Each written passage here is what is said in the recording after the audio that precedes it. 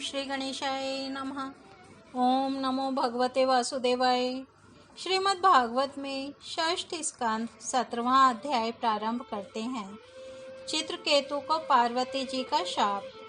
श्री सुखदेव जी कहते हैं, परीक्षित, विद्याधर चित्रकेतु जिस दिशा में भगवान संकर्षण अंतर्धान हुए थे उसे नमस्कार करके आकाश मार्ग से स्वच्छंद विचरने लगे। महायोगी चित्रकेतु करोड़ों वर्षों तक सब प्रकार के संकल्पों को पूर्ण करने वाली सुमेरु पर्वत की घाटियों में विहार करते रहे। उनके शरीर का बल और इंद्रियों की शक्ति अक्षुण्ण रही। बड़े बड़े मुनि, सिद्ध, चारण उनकी स्तुति करते रहते। उनके प्रेरणा से विद्याधरों की स्त्रियां उनके पास सर्वशक्तिमान भगवान के गुण और लीलाओं का गान करती रहती। एक दिन चित्रकेतु भगवान के दिए हुए तेजोमय विमान पर सवार होकर कहीं जा रहे थे। इसी समय उन्होंने देखा कि भगवान शंकर बड़े बड़े मुनियों की सभा में सिद्ध चारणों के बीच बैठे हुए हैं और साथ ही भगवती पार्वती को अपनी गोद में बैठाकर एक हाथ से उन्हें आलिंगन किए हुए हैं।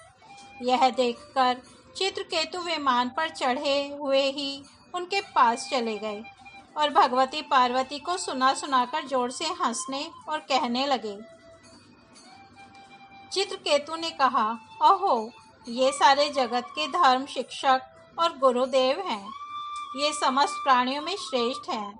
इनकी यह दशा है कि भरी सभा में अपनी पत्नी को शरीर से चिपकाकर बैठे हुए हैं। जटाधारी बहुत बड़े तपस्वी एवं ब्रह्मवादियों के सभापति होकर भी साधारण पुरुष के समान निर्लज्जता से गोद में स्त्री लेकर बैठे हैं। प्रायः साधारण पुरुष भी एकांत में ही स्त्रियों के साथ उठते बैठते हैं, परंतु ये इतने बड़े व्रतधारी होकर भी उसे भरी सभा में लिए बैठे हैं। श्री सुखदेव जी कहते हैं, परीक्षित, भगवान शंकर की बुद्धि अगाध है। चित्रकेतु का यह कटाक्ष सुनकर वे हंसने लगे, कुछ भी बोले नहीं। उस सभा में बैठे हुए उनके अनुयायी सदस्य भी चुप रहे।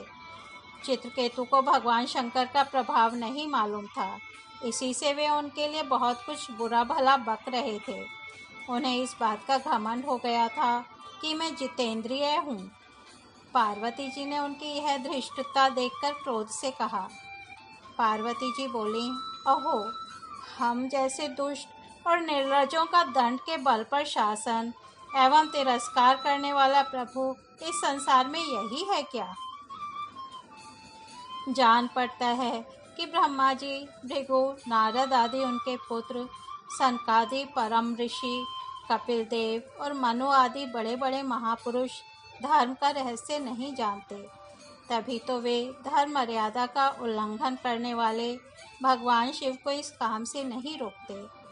ब्रह्मा आदि समस्त महापुरुष जिनके चरण कमलों का ध्यान करते रहते हैं, उन्हीं मंगलों को मंगल बनाने वाले साक्षात जगत गुरु भगवान का और उनके अनुयायी महात्माओं का इस अधम क्षत्रिय ने तिरस्कार किया है और शासन करने की चेष्टा की है। इसलिए यह ढीठ सर्वथा दंड का पात्र है। इसे अपने बड़प्पन का घमंड है।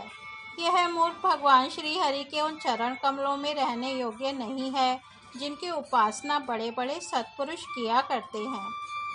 चित्रकेतु को संबोधन कर, अतः दुर्मते, तुम पाप में असुर योनि में जाओ। ऐसा होने से बेटा तुम फिर कभी किसी महापुरुष का अपराध नहीं कर सकोगे। श्री सुखदेव जी कहते हैं, परीक्षित, जब पार्वती जी ने इस प्रकार चित्रकेतु को शाप दिया तब वे विमान से उतर पड़े और सिर झुकाकर उन्हें प्रसन्न करने लगे। चित्रकेतु ने कहा, माता पार्वती, मैं बड़ी प्रसन्नता से अपने दोनों हाथ जोड़कर आपका शाप स्वीकार करता हूँ, क्योंकि देवता लोग मनुष्यों के लिए जो कुछ कह देते हैं वह उनके प्रारब्ध अनुसार मिलने वाले फल की पूर्व सूचना मात्र होती है।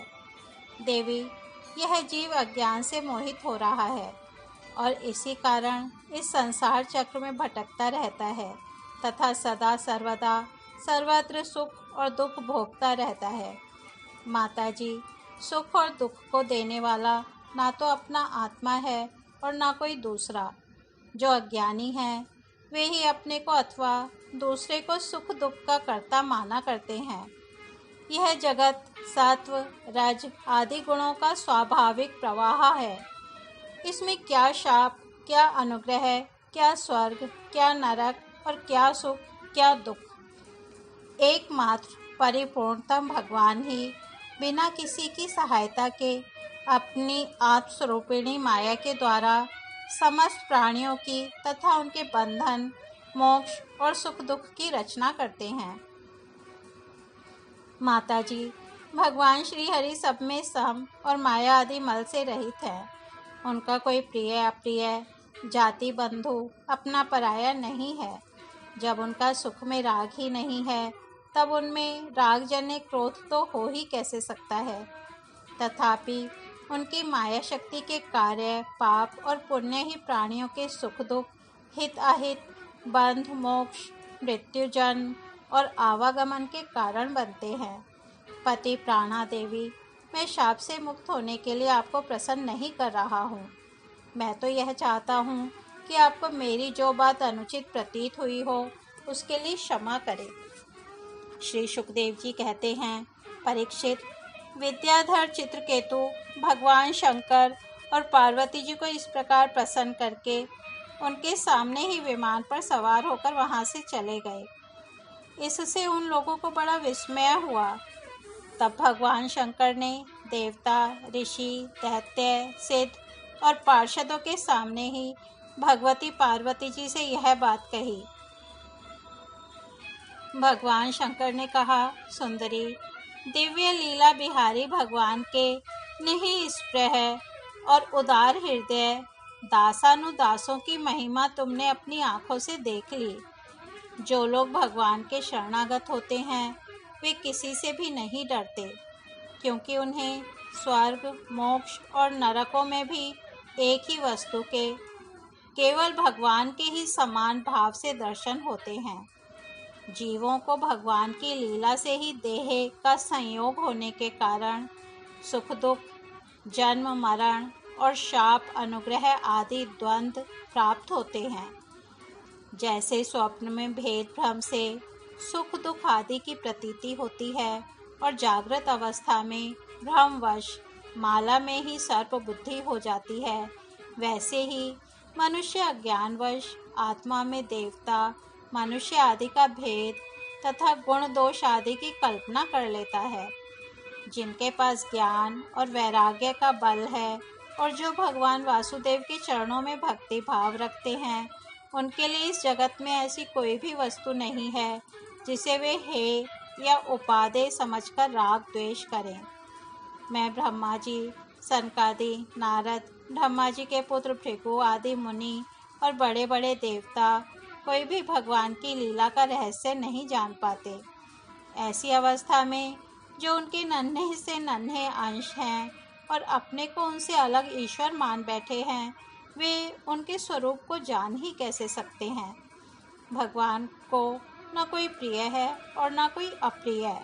उनका ना कोई अपना है और न पराया। वे सभी प्राणियों के आत्मा हैं, इसलिए सभी प्राणियों के प्रियतम हैं। प्रिय, यह परम भाग्यवान चित्रकेतु उन्हीं का प्रिय अनुचर, शांत एवं समदर्शी है और मैं भी भगवान श्री हरि का ही प्रिय हूँ।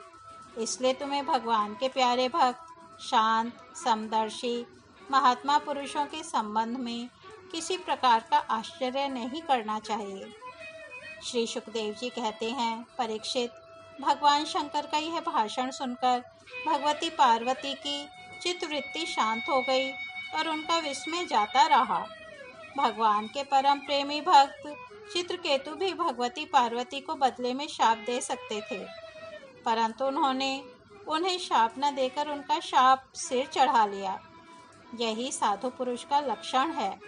यही विद्याधर चित्रकेतु दानव योनि का आश्रय लेकर त्वष्टा के दक्षिणाग्नि से पैदा हुए।